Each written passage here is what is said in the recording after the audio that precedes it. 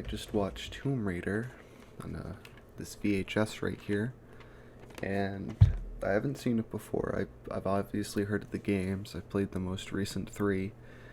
They were okay. They weren't anything special. The most recent one was kind of poopy, but for the most part, I liked the movie. It was fine. It was good. They used the same song track for the action scenes three times. It was the opening, then once in the middle, and then once at the end. And one of the only things that really bothered me right off the bat would be when she's doing, dance, the ballet, in the middle of her house in the stormy night, and those guys busted in. The music changed from like classical music to the music we had already heard, and I think they should have just kept the music that was already playing, but they should have just made it a little bit louder. So instead of just hearing a really pretty rough sounding gun suppressed gunfire, they could have just been that over it. And the volume of the classical music before the switch to the mid 2000s like racing game menu music, it was quiet in the background. It was more so you could hear the swooshing of her doing ballet on wires. That's it. That's the only thing that was like that could have been better. Also, towards the end, I kind of got bored. I just kind of went on my phone. It really slowed down. They go to two big temples in the movie. One of them I thought was the end. It would have been like a fine finale. But I did like the finale, the real one, where they're at the last temple. They really did rush that last one. They spent way too much time getting her to like even into the story. And as for Laura's character, unlike the most recent games where we're supposed to believe that she's like a caring person as she like kills just anyone that shoots back at her. This one was more like their early PlayStation 2 games where she has the two pistols, just kills without thinking. Menace on the streets, menace in the sheets, that type of thing. So I did like that, because the 2013 onward Tomb Raider games are kind of poopy. Especially the last one. I didn't like the most recent one, The Shadow of the Tomb Raider. That game is just puzzles, climb, shoot, puzzle, climb, shoot. And then they got rid of the shooting halfway through that game, and then they let you shoot again at the end. So I didn't like that game, but the movie's good. A lot of action.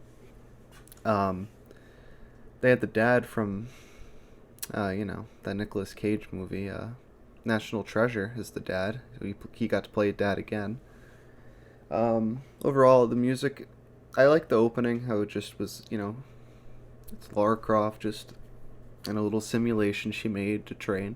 I mean, you can just say it makes sense for the character, because, like, we're supposed to believe that, that we can make all these crazy jumps and do all this awesome stuff. It's like, well, of course, she spends all her free time with the high-tech simulator.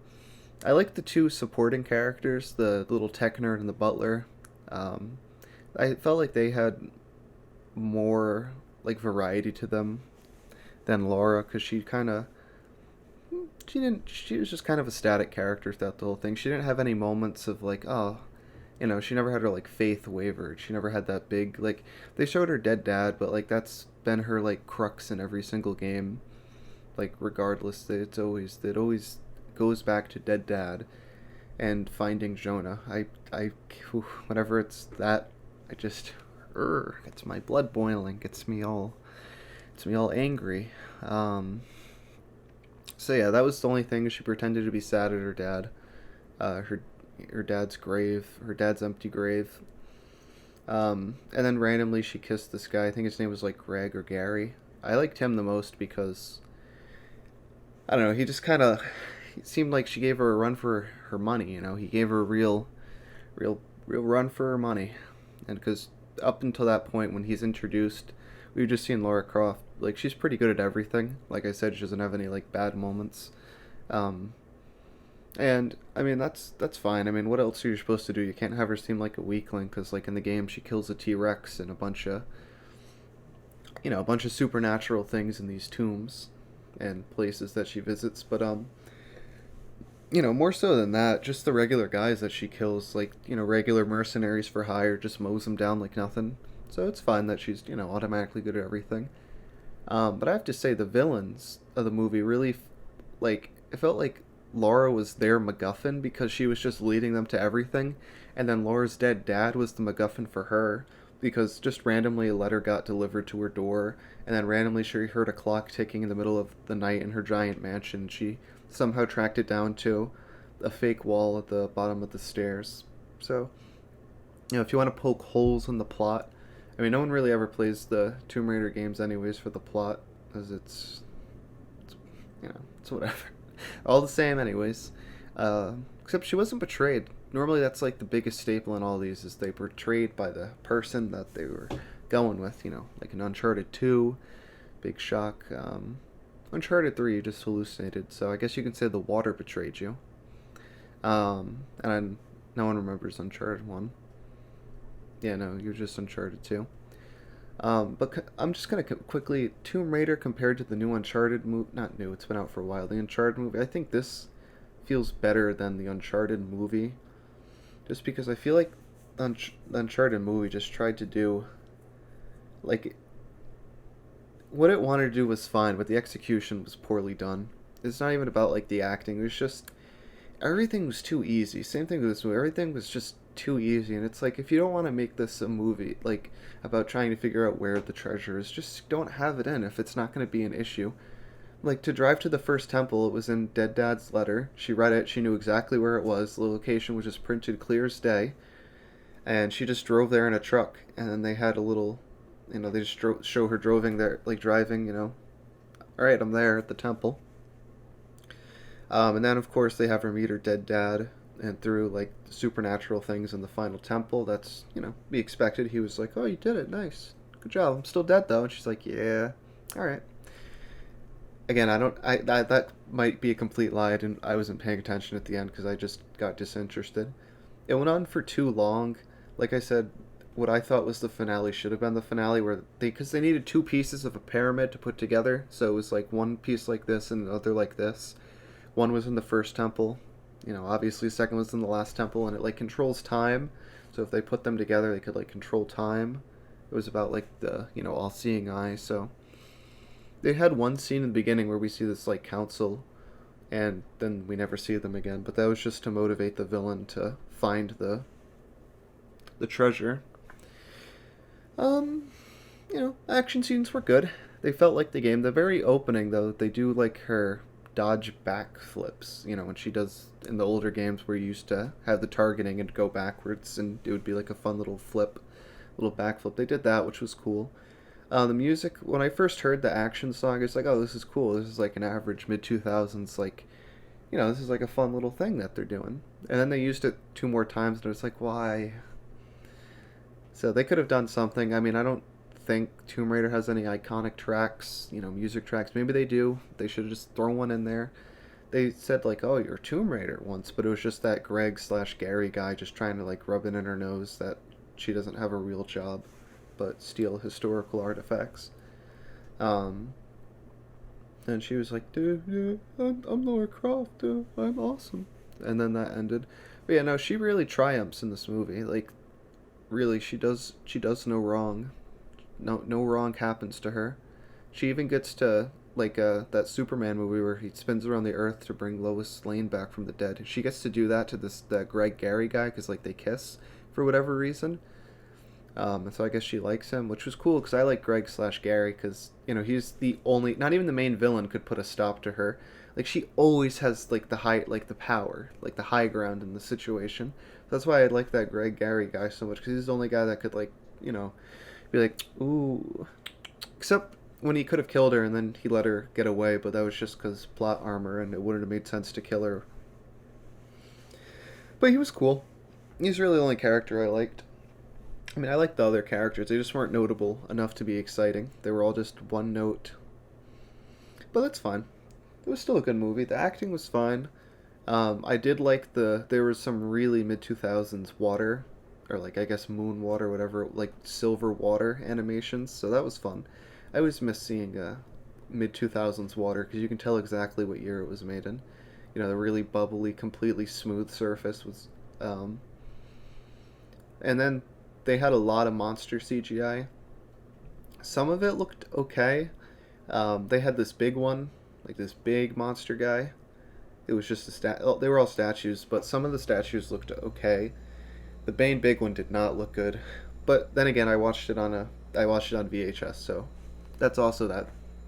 Half of the scene it was in 480p the whole thing. So that's why the CGI that's why I said some of it looked good. If I went back and watched it again, I don't want to watch the movie again.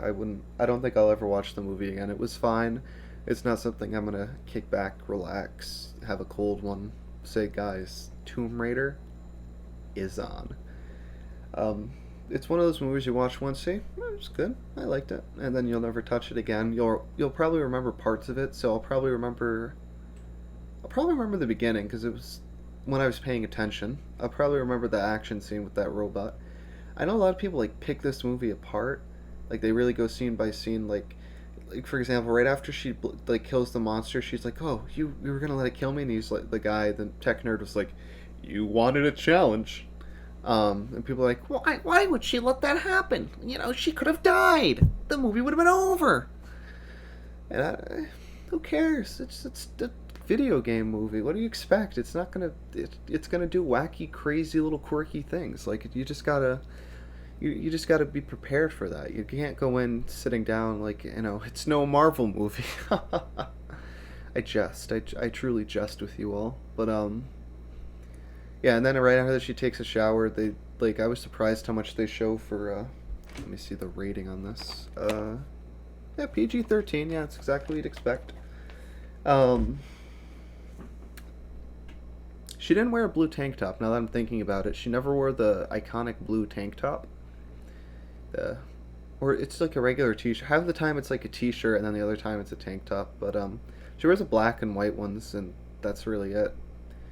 I guess wearing a light blue teal tank top would have been too silly, a little too outrageous. And also, she perfectly like speaks a foreign language to someone once, and then the guy is like confused because he doesn't speak it, and it's supposed to be a little funny scene, little funny haha, little haha, little joke. That's really it. The only comedy was like when the butler took his time when the home invasion scene happened to like put his bulletproof vest on and grab his shotgun. I did like the butler. I wished he was an old man instead of like a young guy in his 20s or 30s. They should have had a really old guy, and so when he put on his bulletproof vest and shotgun, it would have been like, oh, things are getting a little interesting in the Croft household. But it's fine either way. It's not really much to go back in because genuinely I don't remember the last quarter of the movie. I remember the set. The sets looked good. The practical sets that they had looked really good. I did like the final set a lot with the flowing water, the planetary globes. That was globes. They were spinning. That was good. I did like those. The practical sets did look really good, especially the mansion. Now, I think if you're gonna have a mansion in a movie, I think I did like the home invasion scene because they shot it up, destroyed a ton of classic cars. They like actually did something with it. Normally, like in a mansion, you're in it for one scene, or it's like their home base or something, or again, it gets invaded, but like they completely blow it up, so they never get to go back to it because it'd be too expensive to keep using. But I did like they used it a bit. Like it felt like you felt like she lived there. It felt lived in, especially when they shot everything up in the damaged state and it wasn't perfectly like, renovated in the next scene. Like you watched like the moving guy leave and they're waving goodbye, thanks. Like it was, they did a good job making it seem lived in, which is surprising because they had a ton of like stupid like tech stuff everywhere. So for that nerd guy, even though he didn't live in the building, they even brought up. She was like, "Why don't you just live in? We have a million rooms." And he was like, "Nah, I have my own man van." He had like a little camper outside, and he had a bunch of like little like robots moving around on the floor. They looked like wind-up toys. And again, they showed it off and didn't do anything with it. It was just like I guess to build on his fun little character. That's really it. Honestly, it was fine. The runtime it should have been over at that first when they finished the first temple. Like just have it be like, oh no, the other piece is lost to time, or something stupid. Have it break. I don't know. Two pieces. They should have paced it out better because the beginning was really slow paced, and then the middle dragged. Like the middle definitely dragged, and then the end was really really fast. They did not pull any punches. They went full force for that ending. That's really it. That's all I'm gonna say. Thanks for watching. Hope you guys enjoyed.